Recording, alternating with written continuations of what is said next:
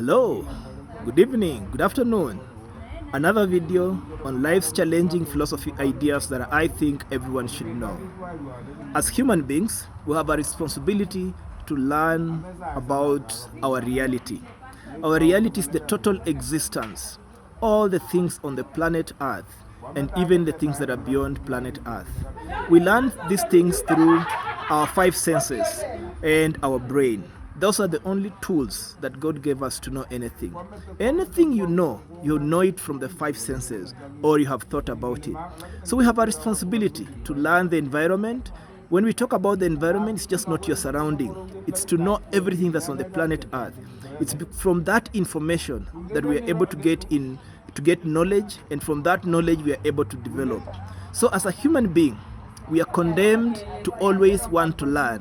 Even though learning is difficult and most people don't learn, learning is a requirement to all of us human beings. The only way we develop is when we learn. So we learn using our five senses. We learn using our brain. We learn using both.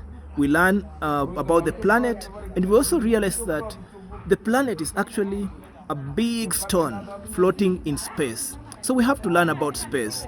When we learn about space, we realize that there are other planets. We have Mercury, we have Venus, we have Mars, we have Jupiter, we have Saturn, we have Pluto.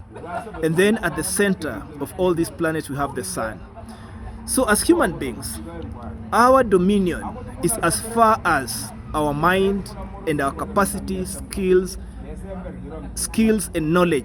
Wherever our knowledge can reach us, that is our horizon. So for that reason, we learn about space. And for us to learn about space, we have to leave Earth. So recently, 10 days ago, our astronauts left planet Earth, went into space, traveled over 400 kilometers to go around the moon and see Earth from a distance. The same way we see the moon rising.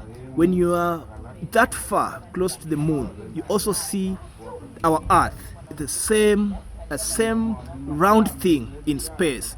In fact, it's blue because we have water, and the reflection of the sun makes us to see the blue color. So you can see it. And then they made that journey and came back. They went through the various spheres of space and finally broke into our atmosphere and hurtled down at the speed of 40,000 kilometers per hour, and successfully plunged into the ocean. And with that, we had made voyage across the space of 400,000 kilometers, successfully gone round the moon and come back. That's a great achievement. On that rocket, there were a lot of cameras, there were a lot of gadgets helping us to understand the space, collecting data, and with that data, now we will learn more and more about our reality. Our reality is no longer just the planet Earth. Now our reality is 400,000 kilometers away, and that's really a great achievement. The first rocket to go to the moon was called Apollo. The second rocket to go to the moon is the one that went 10 days ago. It's called Artemis. Do you know any relationship between Apollo and Artemis beyond that there are records? All right, let me tell you something about that. In Greek mythology, Apollo is a god. In Greek mythology, Artemis is also a god. It turns out Artemis is a twin sister to Apollo. So Apollo made the first journey to clear the way, to discover the map.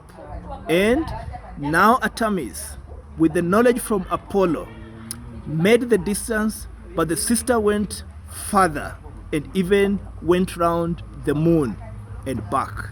That's a great achievement for humanity in terms of us learning reality, in terms of us gaining more information that we can turn into knowledge and then turn it into knowledge and then turn it into development.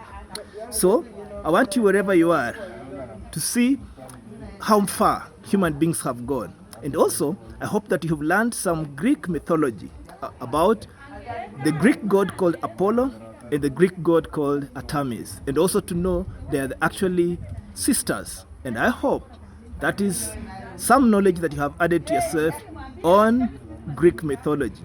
That is another of my video on life's challenging philosophy ideas that I think you should know.